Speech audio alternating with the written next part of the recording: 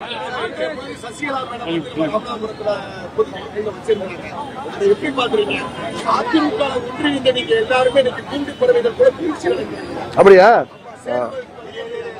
வந்துட்டாரு? எங்க காணுமேன்னு பார்த்தா அவர நாரதர் மாதிரி சில பேருக்கு மதுரையில் ஒருத்தர் இருப்பாரு, வந்துட்டாரா? அதாவது இன்றைக்கு என்டிஏ கூட்டணியில அம்மாவின் தொண்டர்கள் 99.9% ஓரணியில் திரண்டு இருக்கிறோம். தீய சக்தி திமுகவின் இந்த மக்கள் விரோத ஆட்சியை முறியடிக்க அம்மாவின் தொண்டர்கள் அனைவரும் ஓரணியில் திரண்டு இருக்கிறோம். யாரோ ஒரு சில பேர் ஒதுங்கி இருப்பவர்கள் அல்லது விலகி இருப்பவர்கள், அவர்கள் சீப்பை ஒழிப்பதால் கல்யாணத்தை நிறுத்திவிட முடியாது என்பதை உணர்ந்து புரட்சித் தலைவர் அம்மா அவர்களின் ஆட்சி, புரட்சித் தலைவர் எம்ஜிஆர் அவர்களின் ஆட்சி, அனைத்திந்திய அண்ணா திராவிட முன்னேற்ற கழக தலைமை ஏற்றிருக்கின்ற கூட்டணியில, என்டிஏ கூட்டணியில தமிழ்நாட்டில் ஆட்சி அமைவதற்கு அவர்கள் அனைவரும் உறுதியாக எங்கள் பக்கம் வருவார்கள் என்பது எங்களுக்கு தெரியும். வேற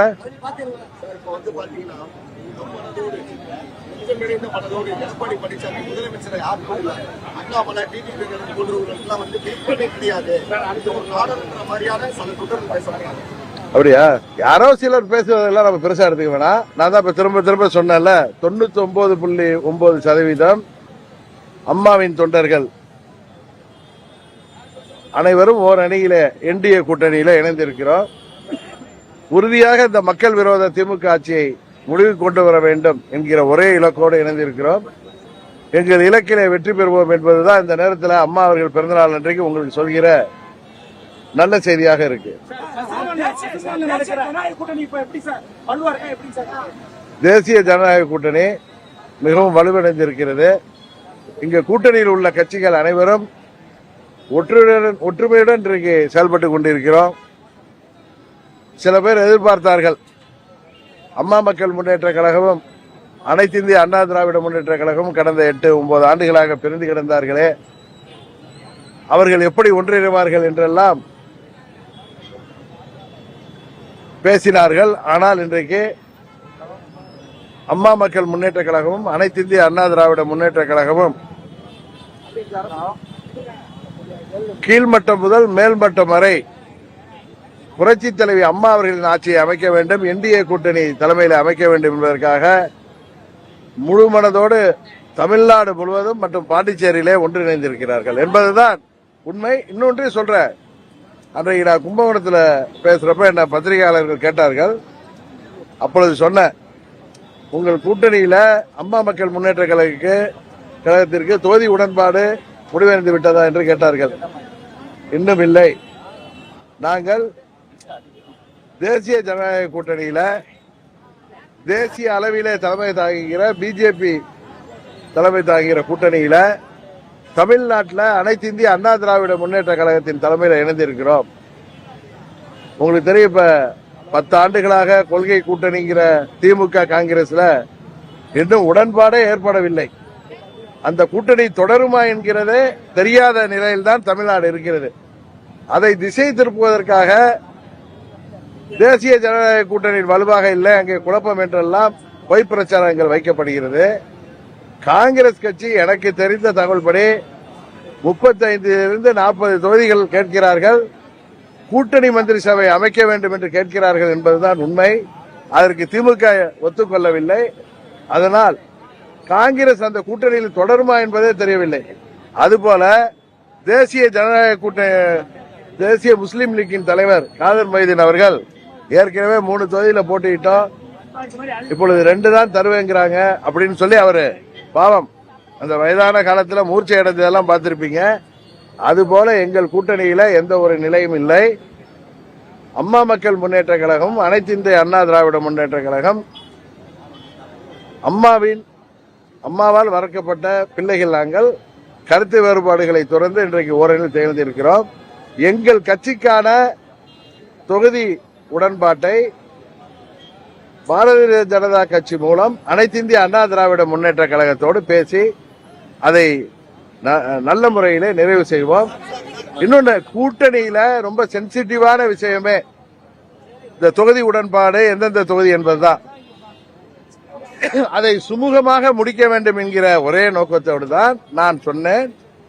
அதிமுக கூட்டணியில, தமிழ்நாட்டில் அதிமுக தலைமை தாங்குகிற கூட்டணியில அம்மா மக்கள் முன்னேற்ற கழகத்திற்கு பாஜக மூலம் எங்கள் தொகுதிகளை பெறுவோம் என்று சொன்னேன். இன்னொன்னு சொன்னேன், நான் தேர்தலில் போட்டியிடவில்லை. காரணம், எந்த ஒரு சின்ன பிரச்சனைக்கும் இடம் கொடுக்காமல் அம்மாவின் ஆட்சியை அமைக்க வேண்டும் என்பதுதான் எங்களது ஒரே இலக்கு. அதனால் எந்த ஒரு சின்ன மன வருத்தமும் யாருக்கும் வந்துவிடக்கூடாது என்பதற்காகத்தான் டிடிவி தினகரன் தேர்தலிலே போட்டியிடவில்லை என்று சொன்னேன். அதுபோல அம்மா மக்கள் முன்னேற்ற கழகத்திற்கு தகுதியான வேட்பாளர்களை கௌரவமான முறையில் பெறுவதற்கு பிஜேபி கட்சி மூலம் நாங்கள் அந்த உடன்படிக்கையை எட்டுவோம். பிஜேபியின் கைடன்ஸ் படி அம்மா மக்கள் முன்னேற்ற கழகம் செயல்பட்டு அனைத்து இந்திய அண்ணா திராவிட முன்னேற்ற கழக கூட்டணியில நாங்கள் இடங்களை பெற்று வெற்றிகரமாக அம்மா மக்கள் முன்னேற்ற கழகத்தின் வேட்பாளராக போட்டியிடப் போகிறவர்கள் இந்த முறை வெற்றி பெற்று சட்டமன்றத்திற்கு செல்வார்கள். அம்மாவின் ஆட்சி உறுதியாக அமையும் என்பதையும் மீண்டும் உங்களுக்கு தெரிவித்துக் கொள்கிறேன்.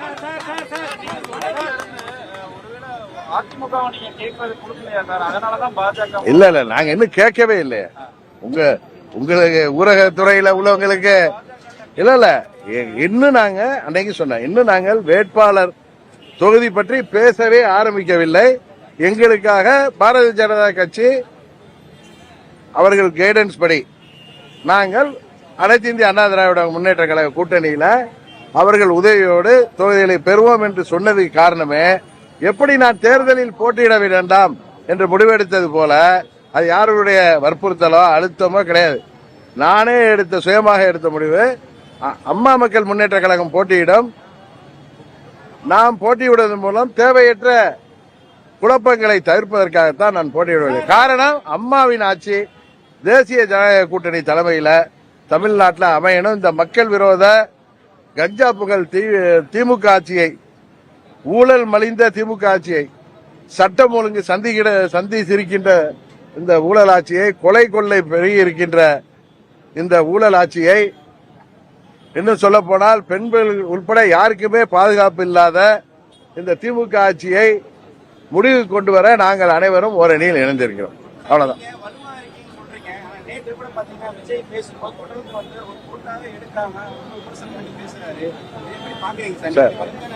அதாவது நீங்க சொல்றீங்க, நாங்க சொல்றேன் இல்ல, தமிழ்நாட்டு மக்கள் நாங்கள் வலுவான கூட்டணி என்பதை உணர்ந்து வைத்திருக்கிறார்கள்.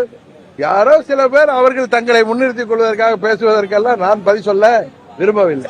வர ஓபிஎஸ் நிலைப்பாடு அவர் அன்றைய கிளியரா சொன்னேன்.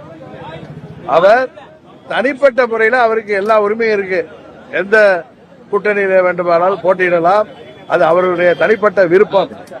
ஆனால் மாண்புமிகு புரட்சித் தலைவர் அவர்களின் புகழுக்கும் அம்மா அவர்களின் புகழுக்கும் களங்கம் விளைக்கின்ற விதமாக சட்டமன்றத்திலே அவர்கள் பேசியதை உங்களுக்கு தெரியும். என்ன, புரட்சித் தலைவர் அவர்கள் ஆட்சியோடு, அம்மா அவர்கள் ஆட்சியோடு திமுக திரு ஸ்டாலின் அவர்கள் மீண்டும் ஆட்சி பொறுப்புக்கு வருவார்கள் என்று சொன்னதை அம்மாவின் தொண்டர்கள் யாரும் ஏற்றுக்கொள்ள மாட்டார்கள், புரட்சித் தலைவரின் தொண்டர்கள் யாரும் ஏற்றுக்கொள்ள மாட்டார்கள். காரணம், புரட்சித் தலைவர் அனைத்து இந்திய அண்ணா திராவிட முன்னேற்ற கழகத்தை உருவாக்கியதே திமுகவிற்கு எதிராகத்தான்.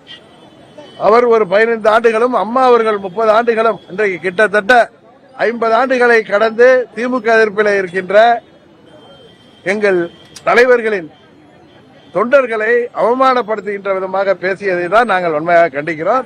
பன்னீர்செல்வம் அவர்கள் எந்த கூட்டணிக்கு செல்வது அவருடைய தனிப்பட்ட பொறுப்பு.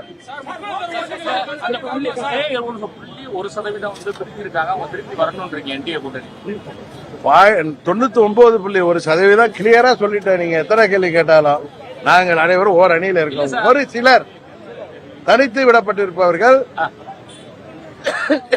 அவர்களும் உணர்ந்து எங்களுக்கு ஆதரவு. ஓபிஎஸ் சற்று முன் தேனியில பேசும்போது அமித்ஷா ஒருங்கிணைந்த அதிமுகவை உருவாக்குறதுக்கு முயற்சித்ததாகவும், ஆனா பல பேர் அதுக்கு ஒத்து வரல அப்படின்னு ஒரு கருத்தை சொல்லியிருக்காரு. அப்புறம் டிடிவி என்ன சொன்னாலும் நான் கேட்டுக்கிடுவேன், அவர் மேல எனக்கு அபரிதமான மரியாதை இருக்கு, வேற எதுவும் நான் பேசுறதுக்கு விரும்பல அப்படின்னு ஒரு கருத்தை சொல்லியிருக்காரு. சாரோட கருத்து என்ன? ஆமா, அதுக்கு மேல எனக்கும் பேச தெரியும்னு சொல்லியிருக்காரு. நான் ஒன்னும் அவரை ஒன்னும் மரியாதை குறைவா எதுவும் பேசல. அண்ணன் ஓபிஎஸ் வந்து அவருக்கு தனிப்பட்ட உரிமை, அவரது விருப்பம், அவர் எந்த கட்சியில் சேரலாம், எந்த கட்சி கூட்டணியில் வேணாலும் போட்டியிடலாம் என்பது. நான் சொன்னது எங்களை எல்லாம் என்னை போல கோடானு கோடி தலைவர், புரட்சி தலைவர் மற்றும் அம்மாவின் தொண்டர்களை மனதுக்கு வருத்தப்படக்கூடிய அளவிற்கு, நாங்கள் எல்லாம் மன வருத்தப்படக்கூடிய அளவிற்கு அன்றைக்கு தம்பி ஐயப்பன் அவர்கள் அசம்பிளியில் என்ன பேசினார் தெரியும். புரட்சி தலைவர் அவர்களும் அம்மா அவர்களின் ஆசையும் தற்போதைய முதல்வர் திரு ஸ்டாலின் அவர்கள் அந்த ஆசையோடு மீண்டும் வெற்றி பெறுவார் என்று சொன்னது எந்த விதத்தில் நியாயம்? இது புரட்சி தலைவர் அவர்களையும் அம்மா அவர்களையும் களங்கப்படுத்துகின்ற விதமாக, அவர்கள் புகழுக்கு களங்கப்படுத்துகிற விதமாக இருக்கிறது. அப்படிங்கிற கருத்தை தான் அவர் வந்து அன்றைக்கு புரட்சி தலைவர் அவர்களையும் அம்மா அவர்களையும் களங்கப்படுத்துகின்ற விதமாக அவர்கள் பேசியது, அதற்கு இவர் ஆதரவு அளித்ததைத்தான் நான் குறிப்பிட்டு அதற்கு தான் என் கருத்தை சொன்னேனே தவிர, தனிப்பட்ட முறையில் எனக்கு அவர் மேல எந்த வித வருத்தமும் இல்லை. அவர் எனது நல்ல நண்பர். டிடிவி சார் வந்து தென் மாவட்டத்துக்கு வந்தாலே ஒரு உற்சாகம் இருக்குது. ஒருங்கிணைந்த அதிமுகவோட முயற்சிகள் இப்பவும் தொடருது இல்லைங்க. இப்ப நாங்க ஒரே அணியில இணைஞ்சிட்டோம். இப்ப உங்களுக்கு நான் பலமுறை சொல்லியிருக்கேன், அம்மாவுடைய திருவுருவம் தாங்கிய கொடிய எங்கள் தொண்டர்கள் கையில பிடிக்க ஆரம்பிச்சிட்டாங்க. இது ஒரு 7-8 வருடங்களாக இதே தான் நடக்கிறது. அந்த கொடியை சுருட்டி வைத்து விட்டு மீண்டும் நாங்கள் எங்கள் தாய் கழகத்திற்கு போவது என்பது எப்படி முடியும்? அதே நேரத்தில் அவர்களோட நாங்கள் வந்து கூட்டணியாக அவர்களோடு சென்றிருக்கிறோம். சார், என்சிஆர்பி ரிப்போர்ட், தேசிய குற்ற ஆவண காப்பகம் தரவுன்படி கடந்த 4 ஆண்டுகள்ல தமிழ்நாட்டில் 47% இளஞ்சிறார் குற்றங்கள் போதையின் காரணமா வந்து பெருகிறது நம்ம மத்திய அரசே சொல்லுது. ஆனா தொடர்ச்சியா சிஎம் சொல்றாரு தமிழகம் பாதுகாப்பாக இருக்குது, மக்கள் ரொம்ப அமைதியாக்கன்றது ஒவ்வொரு பேசிட்டு இருக்காரு. அமைதி பூங்கான்னு இன்னும் நான் சமீபத்தில் கூட நேற்று வரப்ப பார்த்தேன், திருநெல்வேலி மாவட்டத்திலேயே நடந்த கொலைகள், இது போன்ற சமூக விரோத செயல்களில் இளஞ்சிறார்களே ஈடுபட்டதாகவும் அந்த இதில் வந்திருக்கு. இன்னும் பள்ளி செல்கிற மாணவர்களே கையில கட்டி அருவாளோடு தூக்கி செல்வது, ஆசிரியர்களை தாக்குவது போன்ற இதுவரை நாம் கேள்விப்படாத நடவடிக்கைகள்லாம் இன்றைக்கு தமிழ்நாட்டில் நடைபெறுகிறதுனா அதுக்கு காரணம் கஞ்சா போன்ற போதை மருந்து புழக்கங்களாக மதிமயங்கி அவர்கள் இது போன்ற செயல்களில் குற்றச் செயல்களில் கொலைகளில் ஈடுபடுவதாகத்தான். அதுதான் உண்மை. அதை முதல்வரோ அந்த அமைச்சர்களோ முழு பூசணிக்காயை சோத்துல மறைக்க மாதிரி மறைத்தாலும் இது தமிழ்நாடு முழுவதும் வெட்ட வெளிச்சமாக இன்றைக்கு கொலை கொள்ளைகள் முன்னெல்லாம் வந்து அத்தி பூத்த மாதிரி பத்திரிகைகள்ல ஊடகங்கள்ல பார்க்கிற நிகழ்வுங்கிறது இப்ப கொலை கொள்ளைங்கிறது இன்றைக்கு சர்வசாதாரணமாயிட்டு, அதுவும் இளைஞர்கள் போதை மருந்துக்கு, மாணவர்கள் உட்பட கஞ்சா போன்ற போதை வஸ்துக்கள்லாம் பள்ளி கூடங்களிலேயே புழக்கம் இருப்பதெல்லாம் உண்மையே வேதனைக்கு உரியது. இதை இந்த அரசாங்கம் உறுதியாக அவர்கள் ஏற்றுக்கொள்ள மாட்டார்கள். அவர்கள் மக்களை 1000க்கும் 2000க்கும் விலைக்கு வாங்கிவிடலாம் என்று அவர்கள் மக்களை ஏமாளிகளை நினைக்கிறார்கள். உறுதியாக இந்த முறை அதிமுக தலைமையிலான எங்கள் தேசிய ஜனநாயக கூட்டணி 21 நாங்கள் பிரிந்து இருந்தோம். இன்றைக்கு அம்மாவின் தொண்டர்கள் அனைவரும் ஓரணியில் இணைந்திருக்கின்ற காரணத்தினால் உறுதியாக தமிழ்நாட்டில் இந்த ஊழல் தீய சக்தி திமுக ஆட்சியை முடிவு கொண்டு வந்து நல்லதொரு மக்களாட்சியை, மக்கள் விரும்புகிற அம்மாவின் ஆட்சியை உறுதியாக தேசிய ஜனநாயக கூட்டணியின் தலைமையில் கொண்டு வருவோம். நாங்குநேரி பொதுக்கூட்டம் பெரிய எழுச்சியை ஏற்படுத்தும். உறுதியாக இந்த ஆமா, சாயங்காலம் மீட்டிங் வச்சிருந்ததெல்லாம் நீங்க போய் கேட்டீங்க, பரவாயில்ல. இப்ப அமைச்சர் நேரு அவர்கள் துறையில, நகராட்சி மற்றும் குடிநீர் வழங்கல் துறையில போஸ்டிங்க்கு, பதவி நியமனத்துக்கு ஊழல் நடந்திருப்பதாகவும், அதுபோல டிரான்ஸ்பருக்கு 7 லட்சத்திலிருந்து 1 கோடி வரை பணம் பரிமாற்றம் நடந்திருப்பதாகவும் பல்வேறு ஊழல்களை கிட்டத்தட்ட 2500 கோடி ரூபாய்க்கு ஊழல் குற்றச்சாட்டை நம்ம சொல்லல, அமலாக்கத்துறையை ஆதாரபூர்வமாக தமிழ்நாடு அரசுக்கு அறிவிருக்கு. அதுல புழங்கிய பணம் குறிப்பாக ஒரு 10% வரை கட்சி வளர்ச்சிக்காக பயன்படுத்தப்பட்டிருக்கு. இப்ப எங்கெல்லாம் மாநாடு திடீர்னு மாநாடு நடத்துறாங்களே, தடிக்கு விழுந்தா மாநாடு திமுக நடத்துது, திரும்பி பக்கம்லாம் மாநாடு நடத்துதுன்னா அதுக்கெல்லாம் பணம் எங்க இருந்து வருது? எல்லாம் இது போன்ற அந்த ஒரு துறையிலேயே அது ஒரு நிகழ்ச்சி, ஒரு குறிப்பிட்ட ஒரு சமீபத்திய காலகட்டத்திலே 2500 கோடிக்கு மேல் முறைகேடு நடந்திருப்பதாக வருவது. இன்றைக்கு இந்த ஆட்சியில சுதந்திரம் வாங்கி 78 ஆண்டுகள்ல நடந்த ஆட்சிகள் எல்லாம் கடந்த அண்ணன் எடப்பாடி அவர்கள் ஆட்சி வரை 4.5 லட்சம் கோடி தான் கடன் தமிழ்நாட்டுக்கு இருந்துச்சு. இன்றைக்கு இந்த 5 ஆண்டுகளுக்குள்ளர கிட்டத்தட்ட 5 லட்சம் கோடிக்கு மேல் கடன் வாங்கி அவர்களுடைய இடைக்கால நிதிநிலை அறிக்கையிலேயே 10.71 லட்சம் கோடி கடன் 27 இருக்க போவதாக அவர்களே அதுக்கு புள்ளி விவரங்களை கொடுத்திருக்காங்க. 5 லட்சம் கோடிக்கு மேல் கடன் வாங்கியிருக்கு இந்த ஆட்சி. அந்த பணம் எல்லாம் மக்களுக்கு சென்றதா, எங்கு சென்றது என்பதுதான் இன்றைக்கு கேள்வி. பல ஆயிரம் கோடிக்கு மேல் அதுக்கு வட்டி கட்டுகின்ற மக்கள் வரி பணத்தை இந்த அரசாங்கம் எப்படியெல்லாம் பாலடித்திருக்கிறார்கள் என்பதை மக்கள் புரிந்து வச்சிருக்கிறார்கள். இன்னைக்கு ஓட்டுக்கு பாராளுமன்ற தேர்தலப்ப 500, 1000 என்று கொடுத்தார்கள். அதெல்லாம் எங்க இருந்து கொடுத்தாங்க?